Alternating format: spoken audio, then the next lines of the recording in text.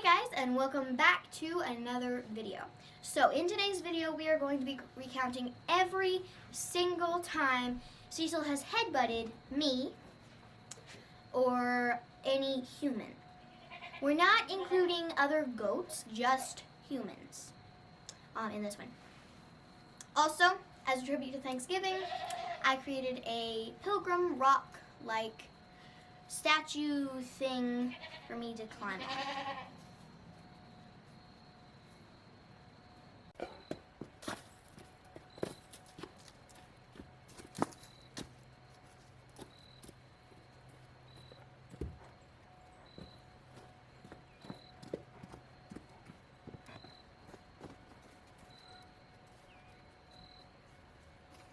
So at this point, I was thinking that I didn't have enough rocks to climb on, as well as the fact that I needed to get a little bit more of a challenge in there without making it to where I would do a split every time I tried to jump in between rocks. So I thought that this was a pretty good solution. And like every day, I climb up onto those rocks just to see whether I can balance that day. And since I've started balancing every day, I thought I needed a new challenge. You're probably wondering why I haven't mentioned the fact of why Cecil headbutts me.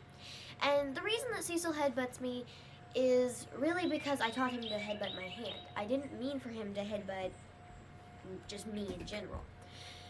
But now he pretty much headbutts whenever and wherever he wants.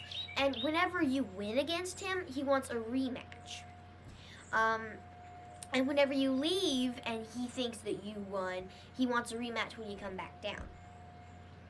So, I think the most, or the longest headbutting session, I guess, that I've ever had to do with Cecil has been around, I don't know, 15 minutes, I think. Like, they don't really take that long, but then when he keeps coming back to headbutt you again, then it starts getting longer. And as he keeps doing it, I start getting a little bit more annoyed, and so I start not being quite as gentle and, okay, let's do this. But if you've been headbutting him for a while, you actually know what he's going to do. And if you know what he's going to do, you know how to prevent him winning, even though you want to try and let him win so that he stops headbutting you. Kind of a win, lose, lose, win kind of situation, I guess.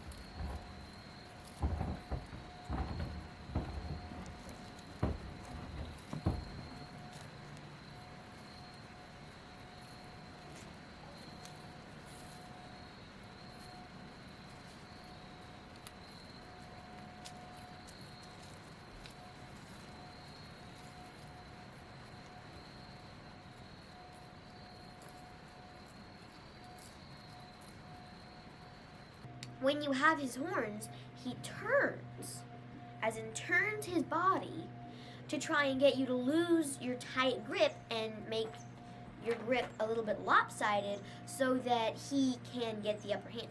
Of course, it half the time never works, even though he keeps trying it. It's one of those things where you think it works, and then it works once, so you do it again and it doesn't work, but you think, oh, it's just one time that it doesn't work.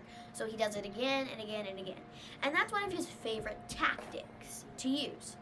But another one of his favorites is to just stop fighting completely, and then if you look in it, he actually raises up his foot.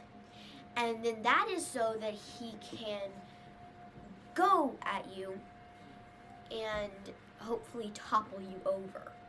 That's another one that doesn't really work because I can actually stand flat-footed and just stay the way I am, stay where I am, in one place. And some people probably aren't going to get this reference, but almost like an earthbender from Avatar: The Last Airbender. But that's another one of his tactics. And then another tactic that he sometimes uses is the tactic of actually taking his feet and placing them farther apart and then going back so that you're forced to go back with him and then going back forward and then going back again. And it's kind of like the last tactic that we discussed, only he's trying more in this tactic. There are different levels of wanting to win that he will get to, and when he gets to certain levels, he actually tries harder. And sometimes he just kind of does this. And one of the tactics that I use, I think Chester's sniffing my back. Sniffing my back, Chester.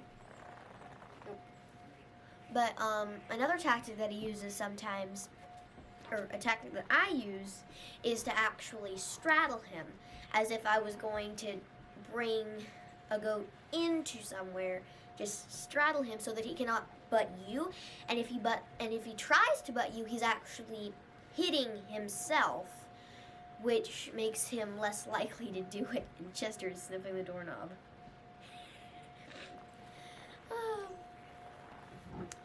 But those are just a few of his tactics that he uses. And when he does these things, he's just trying to win because he wants to win. And normally when I start less defending and more attacking, that's when I just want to get it over with because I want to go upstairs. What have you learned about dealing with Cecil? Well, he does the same tactics.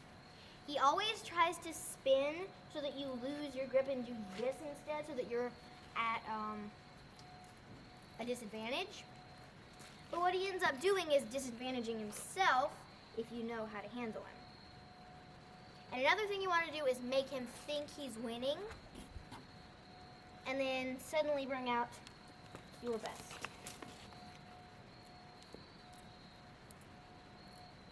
Just let him stay there and walk away. And get on a high place.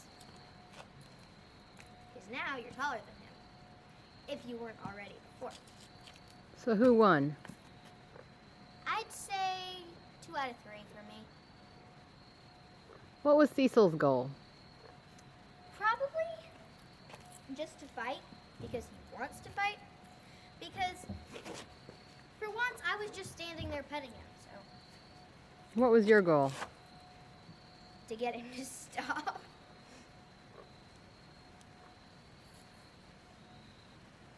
But he just kept going on in 3 matches. You think he'll stop doing it?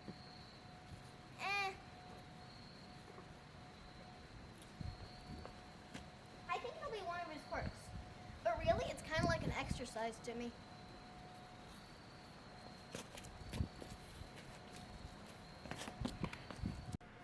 Like, subscribe, comment, and stay if you want to see some bonus footage of how we used to react to how Cecil butted us. Okay then, let me go.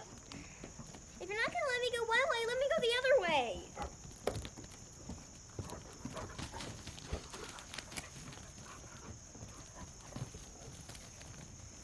Ah!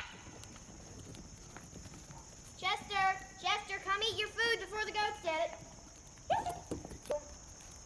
What we're doing today is we're giving the goats toasted cheese crackers.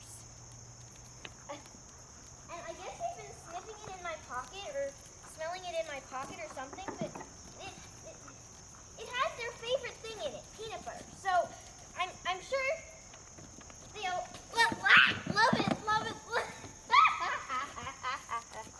Whoa, people! Order!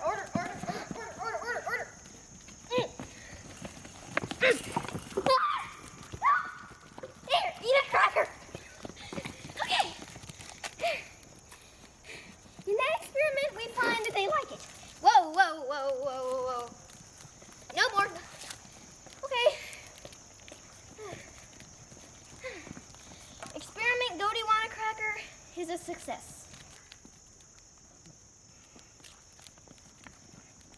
Save me.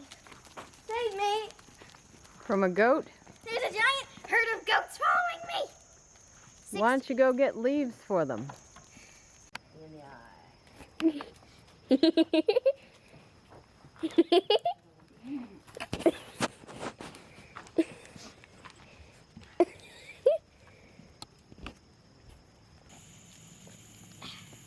peanut butter, right off your own head. Be naughty like this and you don't get any more peanut butter.